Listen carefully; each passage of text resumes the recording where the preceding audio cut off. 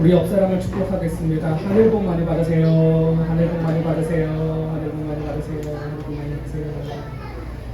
네. 네, 오늘 말씀은 우리가 어린이 설교에서 보았던 오병이어 사건이 들어있는 요한복음 6장 말씀이었습니다. 이 말씀을 같이 한번 참고해 보겠습니다. 오병이어 사건.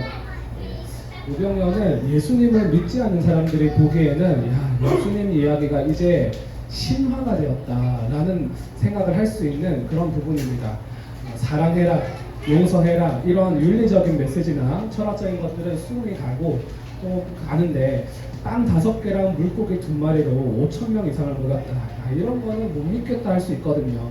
또 그렇게 믿지 못하는 이유 중에 대표적으로는 초자연적인 능력 그런 것을 믿지 못해서일 수도 있겠지만은 그건 또 다른 기적도 다 마찬가지입니다. 그래서 일단 넘어가 보고 두 번째로 이 오병이어 사건이 다른 기적들과 좀 차별화가 되는 점은 먹는 이야기라는 점입니다. 고상한 주제가 아니죠. 또 뭐 1, 2년 죽는 것도 아니고 한 끼 딱 먹고 마는 것이었습니다. 그래서 이 고상하지 않은 이런 것이 성경에 꼭 있어야 되나 그런 생각을 할 수도 있고요. 세 번째로는 가장 중요하게 만화 같다는 것입니다. 예를 들어서 병이 낫는 것들은 몸속에서 벌어지는 일들이 많으니까 눈에 원래 잘 안 보이죠. 치료가 되는 것들. 일반적으로 아픈 사람이 약을 먹고 깁스를 하고 그러면 낫습니다. 눈에 안 보이는데 신기하게 어떤 약은 신기하게 나와요. 그래서 거기에서 뭔가 우리가 모르는 것들이 더해지면 치유가 일어날 수도 있겠다 그런 생각을 할 수도 있습니다. 그런데 오병이어는 어떤가요? 오병이어는 물질 자체가 늘어납니다. 그래서 우리가 아는 질량 보존의 법칙, 에너지 보존의 법칙 그런 거 다 무시하고 깨부시죠, 그죠? 그러면서 이런 고민이 들 거예요. 빵이 늘어났다고 하는데 도대체 언제 늘어났을까? 예수님이 빵을 줬을 때 늘어났을까? 제자들이 사람들에게 빵을 넘겼을 때 늘어났을까? 그러면서 그게 어떻게 보였을까? 또 생각이 들겠죠. 그러면은 만화적인 상상들, 영화 같은 상상들을 하게 됩니다. 그런데 거기에다가 같은 요한복음 6장에 나오는 오늘 본문에서는 뭐라고 하냐면은 이런 만화 같은 이야기가 하나 더 나와요. 뭔가 하면은 예수님이 물 위를 걷습니다. 예수님이 그냥 창조주라고 하니까 바람과 바다 보고 잠잠해져라, 조용해져라 하면 그 말을 들을 수도 있겠다 싶은데 그런데 굳이 왜 예수님이 바다 위를 걸어야 했을까? 너무 만화 같잖아요, 그죠? 그리고 이것도 물리 법칙을 다 거스르고 왜 꼭 그래야 했을까? 아니 그럴 거면 아예 평소에도 날아다니시지 왜 꼭 물 위를 걸어 다녀야 되나 그런 생각이 듭니다. 그런데 요한복음을 읽어보면은 좀 요한복음이 심오합니다. 오병이어 사건이 다른 복음서인 마태복음, 마가복음, 누가복음에 다 나와요. 그런데 거기에서는 이런 사건이 있었다 하는 식으로 나오는데 요한복음에서는 그게 다가 아니야. 더 깊은 이야기가 있어 이렇게 말하는 것 같습니다. 그래서 이번 주와 다음 주에 걸쳐서 오병이어 사건이 왜 있었나 그리고 예수님이 왜 물 위를 걸었어야 됐나에 대해서 한번 자세히 살펴보도록 하겠습니다. 시작은 지난주 말씀에서 시작하면 좋을 것 같습니다. 오늘 말씀이 요한복음 6장인데 지난주는 몇 장이었죠? 5장이었습니다. 기억나시나요? 치료를 받았던 38년 된 병자와 예수님을 박해했던 유대인들이 나왔습니다. 그리고 그 유대인들이 예수님을 믿지 못했던 이유에 대해서 말씀을 드렸죠. 유대인들이 왜 예수님을 믿지 못하고 영접하지 못했을까요? 상들일까요? 왜 못했을까요? 하나님을 사랑하지 못했기 때문에 예수님을 사랑하지 못했고 영접하지 못했다 그렇게 얘기했고요. 두 번째로는 하나님이 주신 영광을 바라보지 않고 세상의 영광을 바라봤기 때문에 예수님을 믿지도 못했다 그렇게 이야기를 했습니다. 그래서 세상 영광, 세상 사랑을 합해서 이 땅에 소망을 두는 것이라고 이야기했고요. 그러면서 결론이 이 땅에 소망을 두지 말고 그 병자처럼 하늘의 소망을 두자라고 했습니다. 그러면서 우리는 이 땅에 소망을 두고 있는 유대인의 편인지 아니면 하늘의 소망을 두는 병자의 편인지 라고 물으면서 병자의 편에 붙읍시다 그렇게 얘기를 했죠. 그런데 그렇게 얘기했던 것은 하늘 소망을 바라기로 결단을 하자라는 의미였습니다. 사실은 유대인의 편인지 병자의 편인지 그걸 두 분짜리 듯이 우리가 할 수가 없어요. 왜냐하면 우리 모두에게는 이 땅에 소망을 두고 세상을 사랑하고 영광을 바라는 그 유대인의 마음들이 조금씩은 다 있습니다. 그리고 또 우리의 마음 가운데 하늘밖에 붙잡을 게 없어, 기도밖에 없어 라는 마음들이 우리 마음 가운데 한둘은 다 있습니다. 그래서 말하는 것은 이 38년 된 병자처럼 계속 결단하는 거예요. 얘가 하늘 소망을 바라자. 그러면 또 무너지기도 하겠죠. 그러면 또 은혜로 다시 일어서서 결단하고 또 결단하고, 그러면서 우리의 마음이 믿음이 성숙해 나가는 것이 우리의 삶의 어떤 믿음의 성숙의 과정인 것 같습니다. 그런데 오늘 말씀에 나오는 우리들은 예수님을 박해했던 그 5장의 유대인들과는 조금 다릅니다. 이 사람들은 예수님을 박해하거나 반대하지는 않아요. 오히려 예수님을 쫓아갑니다. 이 사람들이 거의 광팬 수준으로 따라가는데, 그래서 예수님께 좋은 분들이 아닌가, 어떻게 보면 좀 선한 역할이 아닌가라는 생각이 드는데, 사실은 이 사람들이 예수님을 따라갔던 이유가 따로 있었습니다. 요한복음 6장 4절 말씀 이렇게 말합니다. 마침 유대 사람의 명절인 6월절이 가까운 때였다. 오병이어 사건이 일어났던 배경입니다. 6월절, 이것이 어떻게 보면 오늘 말씀을 관통하는 그런 배경인데요. 오늘날로 치면은 독립기념일이라고 할 수 있을 것 같아요.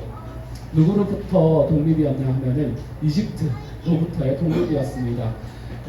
기원전 15세기경에 이스라엘 백성들이 이집트에서 노예 생활을 했죠. 그때 하나님이 모세를 보내시고, 모세를 통해서 하나님의 귀한 놀라운 능력들을 보여주시면서 이 이집트 사람들을 혼내주시고 또 군대를 박살내면서 그 백성을 이집트에서 탈출을 시킵니다. 그래서 이집트에서 탈출했다고 해서 그것을 세 글자로 출애굽이라고 해요. 애굽이 이집트를 말하는 것입니다.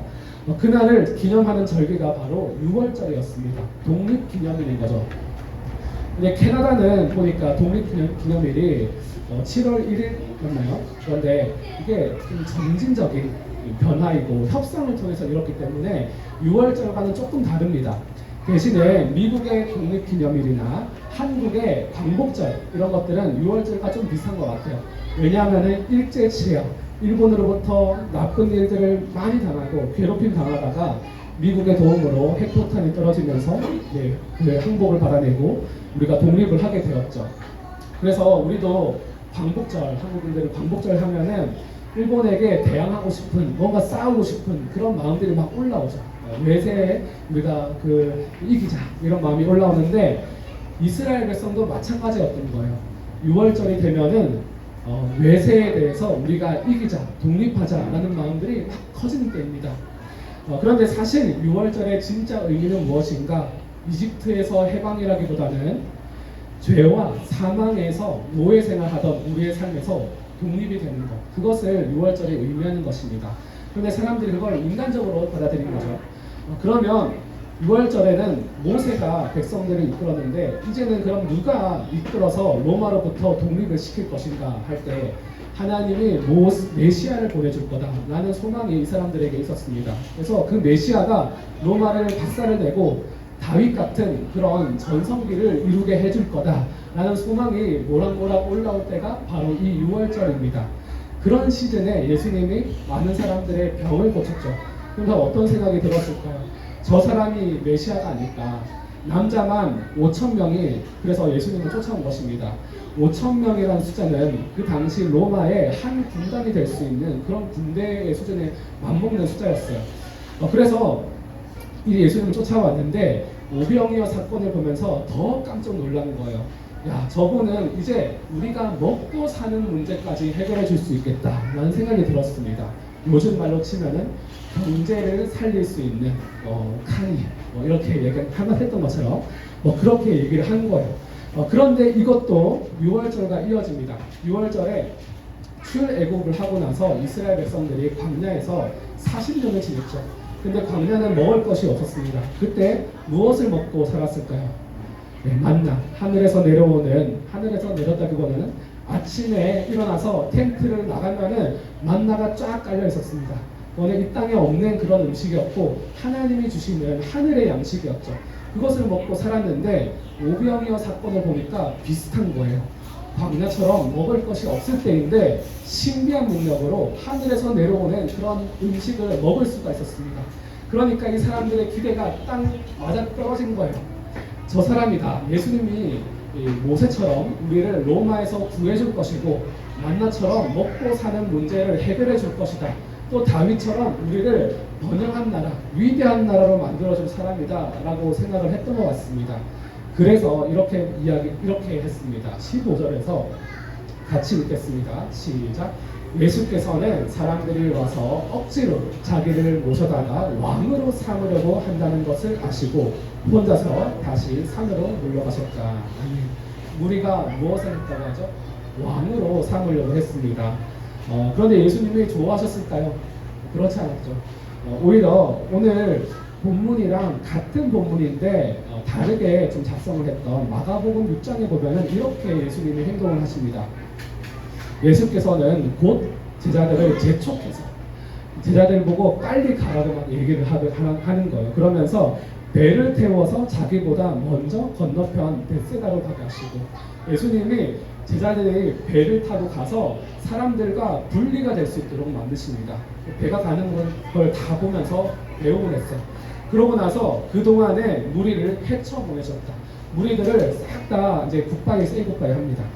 그러고 나서 그들과 헤어지신 뒤에 예수께서는 기도하려고 산에 올라갔대요. 예수님 자신도 그 무리에게서 완전히 헤어져서 산으로 올라가서 하나님과 1대1로 만나는 그런 시간을 가지십니다. 왜 그랬을까요? 사람들의 꿈을 이뤄줄 수 있는 좋은 기회인데 왜 그랬을까? 성경에는 복음서가 4가지가 나옵니다. 마태복음, 마가복음, 누가복음, 요한복음. 그래서 우리가 읽고 있는 게 요한복음인데 다른 복음서인 마태, 마가, 누가에는 어떤 이야기가 나오냐면은 예수님이 사단에게, 마귀에게 시험을 받는 그런 내용이 나와요. 광야에서 예수님을 3가지로 시험을 합니다. 그런데 그 내용이 요한복음에는 나오지 않아요. 대신에 요한복음에서는 그 광야에서 시험받는 사건과 비슷한 장면이 나오는데 바로 이 사건입니다. 예수님과 제자들이 무리를 통해서 유혹을 받고 있는 상황이에요. 사단이 광야에서 예수님을 어떻게 시험했죠? 네가 하나님의 아들이면 돌을 떡이 되게 만들어 봐라. 근데 오병이어에서도 먹고 사는 문제, 그게 중요하잖아요. 말씀보다 먹는 게 중요하지 네 힘으로 해결해봐. 이런 얘기를 하는 거예요.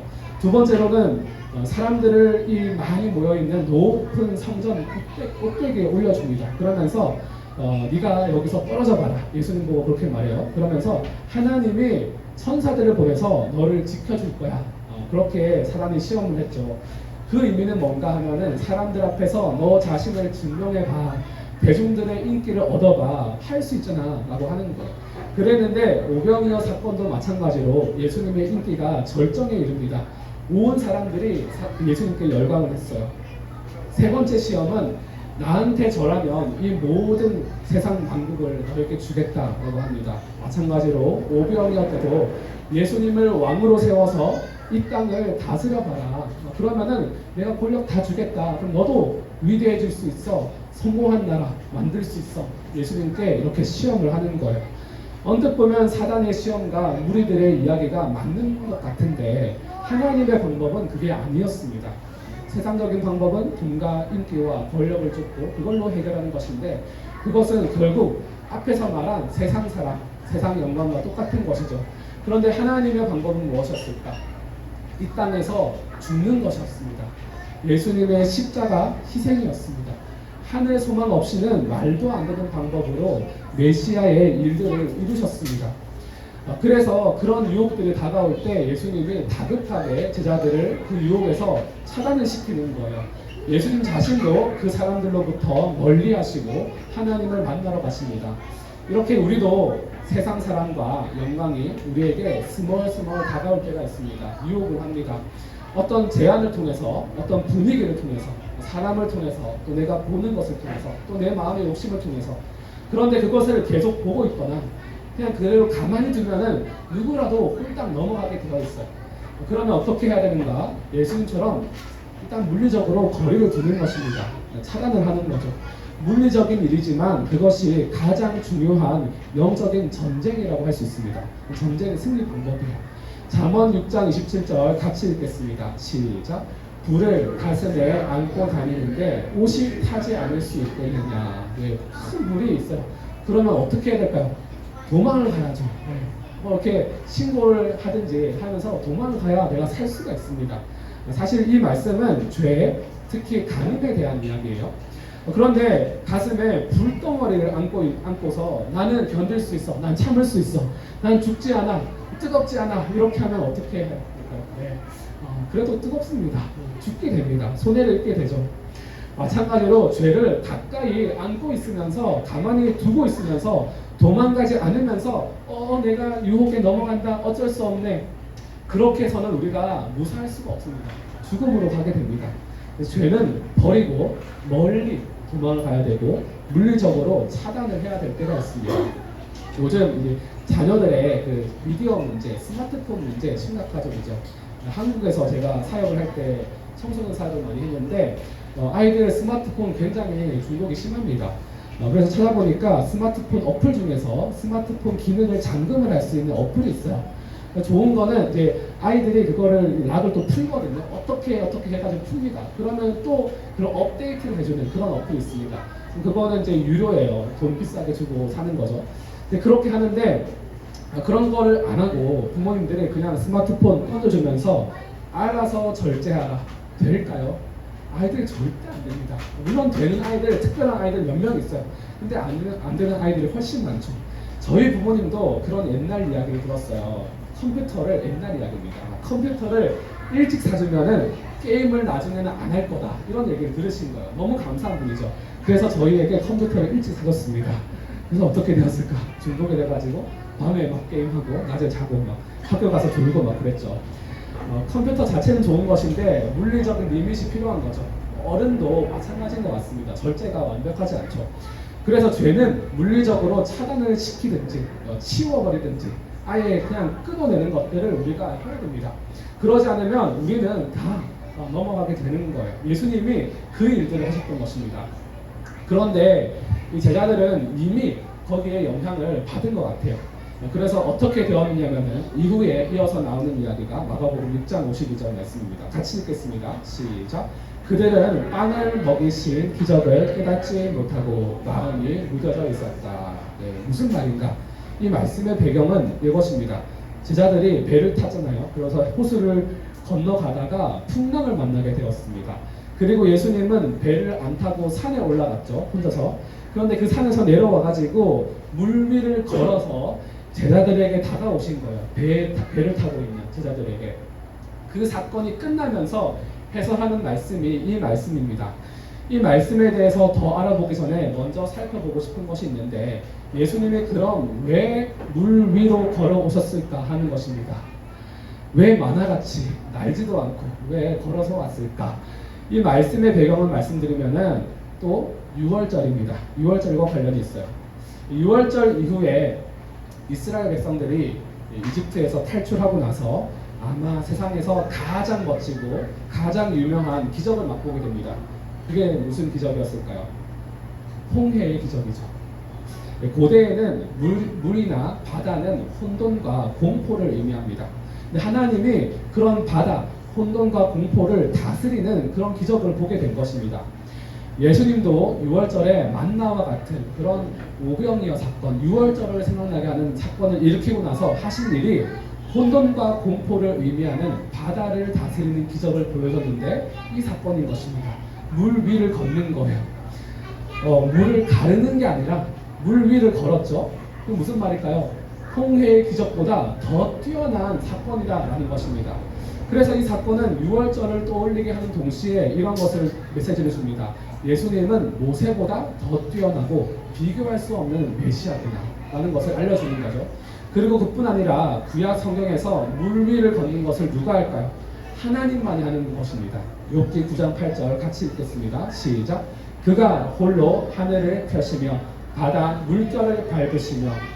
하나님이 바다 물결을 밟고 지나간다, 영어로는 march, 행진한다, 이렇게 얘기를 하고 있습니다. 그래서 이 사건은 예수님이 하나님이시다, 세상의 공포와 혼란을 다스릴 수 있다, 모세보다 뛰어나다, 그런 말씀을 하는 것입니다. 그래서 그냥 물 위를 걷는 쇼를 하는 게 아니라 만화 같은 이야기를 하는 게 아니라 구약 성경을 근거해서 예수님이 하나님이라는 것을 증명해주고 있는 그런 사건인 것입니다. 그리고 마가복음 6장 48절에서 예수님이 제자들에게 찾아왔을 때 이렇게 행동을 하십니다. 이상한 행동이에요. 같이 또 읽겠습니다. 시작. 그런데 예수께서는 그들이 노를 젓느라고 몹시 애쓰는 것을 보셨다. 바람이 거슬러서 불어왔기 때문이다. 이른 새벽에 예수께서 바다 위를 걸어서 그들에게도 가시다가 그들을 지나쳐 가려고 하셨다. 아멘. 왜 예수님은 제자들에게 가시다가 제자들을 지나쳐 가려고 했을까요? 이상하죠? 제자들이 생고생을 하고 있는데 이미 다 왔는데 제자들을 지나쳐 가려고 하십니다. 그런데 또 6월절을 한번 떠올려 봅시다. 출애굽 이후에 사람을 지나쳐가는 하나님에 대한 이야기가 나와요. 출애굽기 33장 18절에 모세가 이렇게 얘기했어요. 저에게 주님의 영광을 보여주십시오 라고 말합니다. 왜 이런 이야기를 했냐면은 출애굽 이후에 시내산 아래에서 이스라엘 백성들이 우상을 숭배하게 됩니다. 그래서 하나님께서 이제 나는 너희들과 같이 가지 않겠다라고 말씀을 하세요. 그러니까 이 모세가 간절하게 자기 목숨을 걸고 중보기도를 합니다. 하나님 그러지 마십시오. 제 목숨을 겁니다. 그러니까는 하나님이 다시 그래 내가 이스라엘 백성들과 함께 하겠다라고 말씀하십니다. 그때 모세가 하나님께 이렇게 말씀드리는 거예요. 하나님 저에게 영광을 보여주세요. 그 말은 뭔가 하면은 하나님이 우리와 함께하는 것을 보여주세요 라고 말씀드리는 거예요. 그런데 사람이 하나님의 영광을 직관을 하면 바로 보면 죽습니다. 하나님의 거룩한 영광을 사람이 감당할 수가 없어요. 그래서 출애굽기 33장 22절 23절에서 이렇게 하시는 거예요. 우리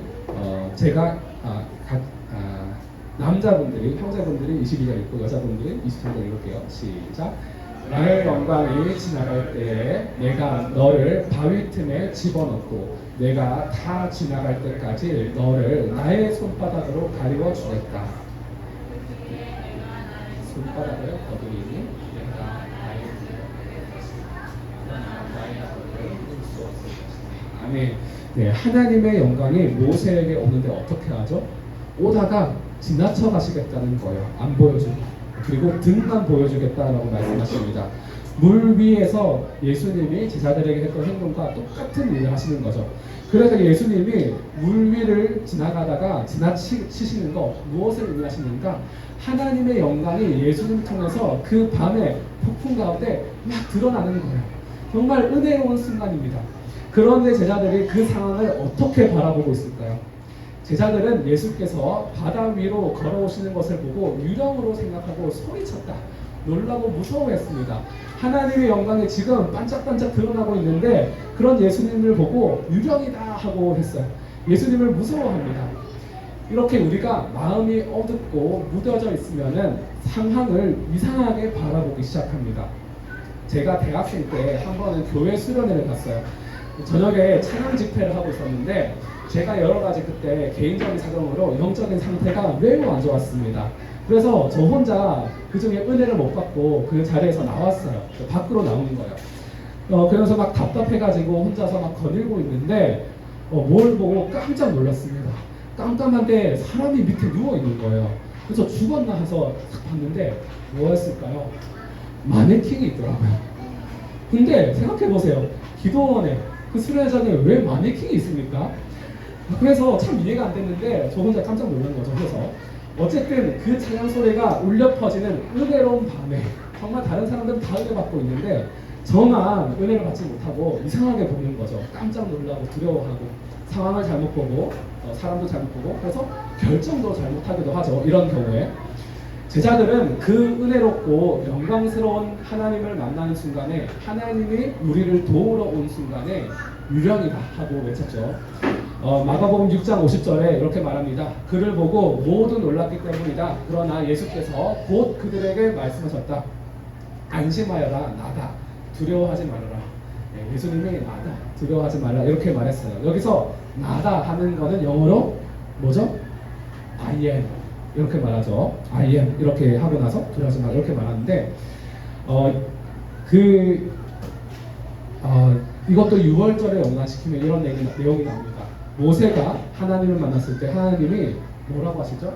자기의 이름을 두고 I am who I am. 맞아. 나는 나다 라고 말씀하시는 거예요. 그래서 예수님도 이렇게 말하는 겁니다. 내가 하나님이야.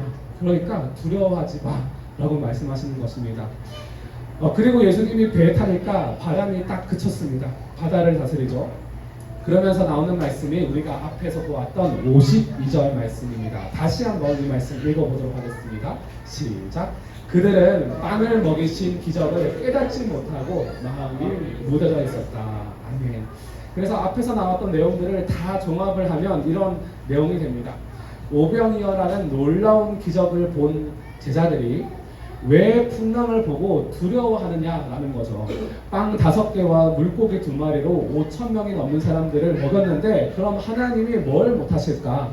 이스라엘 백성들이 광야 생활할 때 하나님이 초자연적인 능력으로 뭐든 하셨는데 그처럼 우리가 두려워할 필요가 없다는 거죠. 기도하면 되겠다. 그래야 오병이어를 봤던 그 자기 손으로 빵과 물고기를 나눠줬던 제자들의 정상적인 모습이 그것이라는 것입니다. 그런데 왜 제자들은 하나님을 의지하지 못하고 두려워했을까? 그것에 대한 대답이 52절에 나와 있는 것입니다. 그리고 왜 예수님을 보고도 예수님인 줄 몰랐을까? 특별히 그 순간은 하나님이 등장하는 영광스럽고 황홀한 순간인데, 은혜로운 순간인데 왜 제자들이 그때 두려워했는가? 그것도 52절에서 답을 말하고 있습니다. 왜라고 하죠? 마음이 무뎌져 있었기 때문에. 그러면 또 궁금하겠죠. 왜 제자들이 마음이 무뎌져 있었을까? 그것이 우리가 앞에서 보았던 시험 사건입니다. 무리들이 예수님을 왕으로 세우려고 하는 그 장면을 보고 또 사람들의 환호 소리와 열광하는 모습을 보면서 시험받고 이미 그 유혹에 제자들의 마음이 넘어간 것입니다. 그래서 우리가 알 수 있는 것은 세상을 사랑하는 마음과 세상의 영광을 바라는 마음이 우리의 마음을 어떻게 만든다고 하죠? 우리의 마음을 무뎌지게 만든다는 것입니다. 또 그런 시험이 올 때 우리가 재빨리 마음을 지키지 않으면 그새 정말 짧은 순간에 마음이 넘어가서 마음이 무뎌져 있게 된다는 것입니다. 그러면 어떻게 되는가? 하나님을 보지 못하고 은혜로운 순간에도 두려워하고 영광스러운 순간을 경험하지 못합니다. 누리지 못합니다. 그런데 이거는 제자들이 좀 못나서 그런 게 아닙니다. 이 제자들은 어떤 분들인가 하면은 세상 사랑과 이 영광에 쉽게 넘어가는 분들이 아니에요.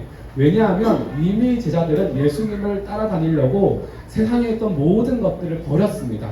직장도 버렸고요. 가족도 어떻게 보면 다 내팽개치고 나를 따라오라 라는 그 예수님의 명령에 자기 목숨을 걸고 따라갔던 그런 사람들입니다. 그뿐 아니라 예수님의 말씀, 은혜로운 하나님의 말씀을 그 옆에서 매일 듣고요. 또 예수님과 항상 동행했던, 동거동락했던 사람들입니다. 그런 은혜 충만한 사람들임에도 불구하고 세상 사랑과 영광이 따라오면서 손짓을 하고 있을 때에, 유혹할 때에 거기에 매료되고 마음이 무뎌진 것입니다. 그러면 우리는 어떨까요? 우리도 당연히 조심하고 그렇게 될 수 있는 가능성이 무한하다는 것입니다. 그러면 어떻게 되는가? 증상은 이런 것입니다. 이렇게 넘어갔을 때 우리의 마음이 무뎌지고 영적으로 어두워지고 영혼이 닫힐 때 어떻게 되는가? 앞에서 말했던 것처럼 예수님이 안 보이죠. 그래서 우리 삶 속에 풍랑이 오면은 무섭습니다. 두렵습니다. 그럴 수 있죠. 근데 그때 예수님을 생각할 겨를이 없는 거예요. 그리고 내 힘으로 그 풍랑을 이겨보려고 막 애를 쓰고 노를 졌습니다. 그런데 안 되죠. 그래서 이 일을 놓고 기도해야겠다는 마음이 안 듭니다. 이럴 때는. 또는 기도하기가 싫어져요. 예수님을 찾기가 싫습니다.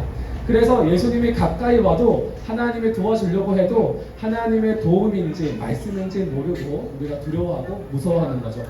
그리고 은혜가 가득한 시간에 은혜를 전혀 누리지를 못합니다.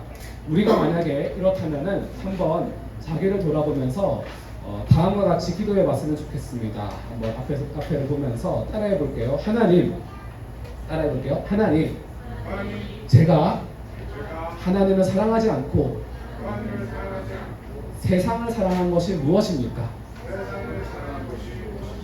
하나님, 제가 하늘의 영광이 아니라 세상의 영광을 구한 것이 무엇입니까? 세상 사랑에는 육신의 욕망과 눈의 욕망과 세상 살림의 자랑이 있다고 지난주에 말씀드렸죠. 이런 것을 놓고 기도해 보시기 바랍니다. 잠잠하게 혼자 있을 때 물어보는 거예요. 하나님, 제가 혹시 세상을 사랑한 것이 있습니까? 세상의 영광을 구한 것이 있습니까? 모르겠으면 또 물어보시고 또 물어보시고, 그러다 보면은 마음속에 떠오르는 것이 있을 거예요. 그것을 놓고 기도하는 겁니다. 하나님, 용서해 주세요. 완전히 버리겠습니다. 그리고 가능하면 물리적으로 차단을 시키겠습니다. 죄와 완전 분리되겠습니다. 그렇게 우리가 세상 사랑과 세상 영광에서 벗어날수록 우리의 영적인 시야가 밝아지고요. 함께 하시는 하나님, 또 성령님의 영광과 은혜가 느껴지고 폭풍 속에서 우리를 도우시는 예수님을 믿고 기도하고 찾을 수 있게 될 것입니다. 그리고 52절에서 마음이 무뎌진 것은 빵을 먹이신 기적, 오병이어 기적을 깨닫지 못한 것이라 라고 얘기를 했습니다. 두 가지는 같은 거예요. 마음이 무뎌진 것과 오병이어 기적을 깨닫지 못했다 라는 것은 같은 것입니다. 그러니까 오병이어 사건을 겉으로만 보지 말고 진짜 의미를 그 제자들이 몰랐다는 것이죠. 먹고 사는 문제가 해결되고 사람들이 열광하고 그것만 봤습니다. 그러니까 무뎌지는 거죠. 그래서 이 제자들에게 필요했던 것은 무엇인가? 오병이어 사건을 제대로 보는 것입니다. 그 의미가 무엇인지. 그래야 세상 사랑과 영광에 눈을 돌리지 않고 마음이 무뎌지지 않고 예수님을 볼 수 있습니다. 그래서 오병이어 사건의 의미가 그럼 무엇이었는지 다음 주에 나누도록 하겠습니다. To be continued. 자, 우리 같이 한번 기도하겠습니다. 이 시간 앞에서 나눠드렸던 보여드렸던 기도 제목대로 하나님, 제가 하나님을 사랑하지 않고 세상을 사랑한 것이 무엇이 없습니까? 육신의 욕망과 눈의 욕망과 세상 살림을 자랑한 것이 무엇입니까? 물어보시고, 하나님, 제가 하늘의 영광이 아니라 세상의